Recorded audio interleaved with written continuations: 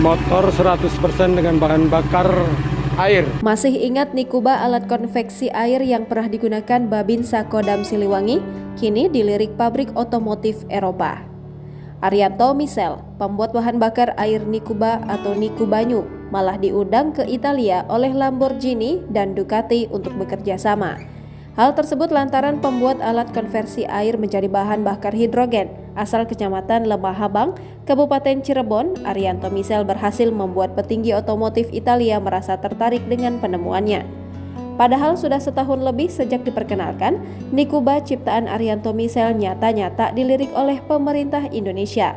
Arianto Misel hanya disupport oleh jajaran Kodam 3 Siliwangi sejak awal menemukan mesin bahan bakar air itu. Namun akhirnya perjuangan Arianto Misel tak lagi dipandang sebelah mata. Sebab pada Rabu 28 Juni 2023, Arianto Misel berangkat untuk memenuhi undangan petinggi Lamborghini, Ferrari, dan Ducati tersebut.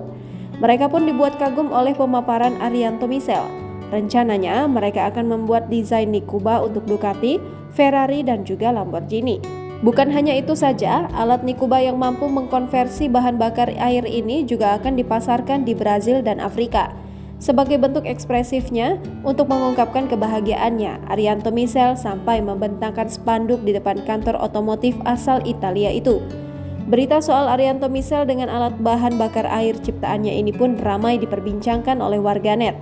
Sebab sebelumnya, Badan Riset Inovasi Nasional menganggap jika penemuan Arianto Misel itu belum cukup masuk akal.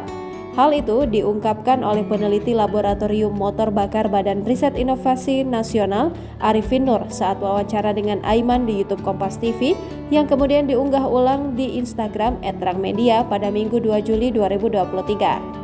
Sesuai dengan pengalaman saya, kayaknya saat ini belum memungkinkan.